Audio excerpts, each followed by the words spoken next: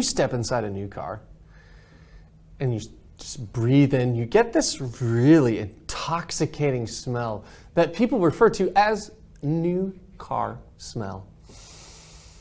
It's like the cloth seats or the leather seats and the new plastics and all the different, everything's just new. It just has this really sensational smell. And some people get addicted to that smell. And so they keep buying new car after new car after new car.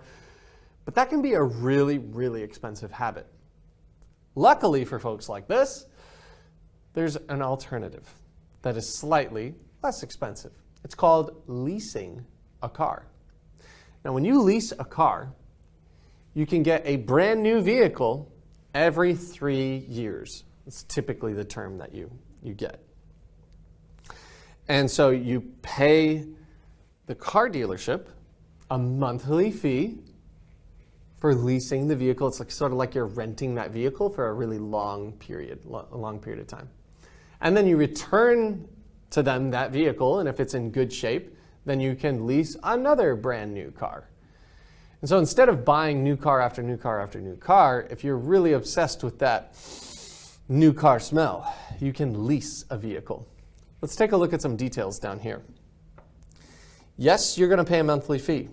Now, depending on the quality of the vehicle and the luxuriousness of the vehicle, it can range anywhere from, I'm going to say $200 to, you can have some pretty expensive leases. I mean, you can have $800, upwards of $1,000. It really depends on how expensive the vehicle was to begin with.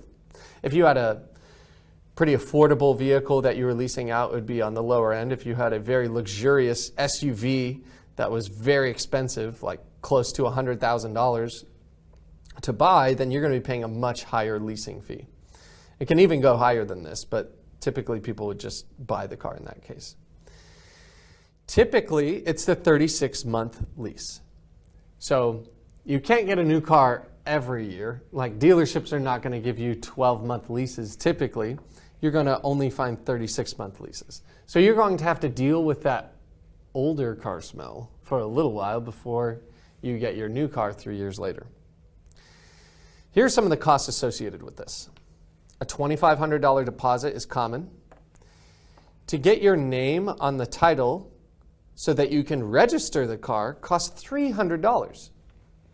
Now, this is interesting. You don't actually own the car. The dealership owns the car. But for you to register the car, you have to be listed on the title, and that documentation is expensive. So that's why there's a $300 fee here. I'm going to skip disposition for a second. $300 acquisition fee. That's for them to like acquire you as a customer and input your information and acquire the car and put you all together. You might be able to negotiate this fee away. If you're like, I don't really want to pay this, maybe they really want to get you as a customer. But that's what an acquisition fee, it's to acquire you and the car. This disposition fee is pretty funny. After you give them the car, they need to clean the car, they need to try and sell the car, and all of that is going to be pretty expensive. So for cleaning and then disposing, that's the root word there, disposition is disposing of the car. That's going to be an additional $400 or so. And this can again vary depending on how expensive the car was to begin with. So let's see what the 36-month cost. So what is the total cost of a lease?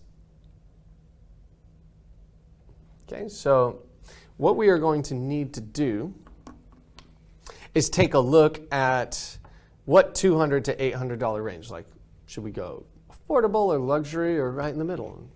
I'm with you. Let's just go right in the middle. Let's say that we have a $500 monthly payment.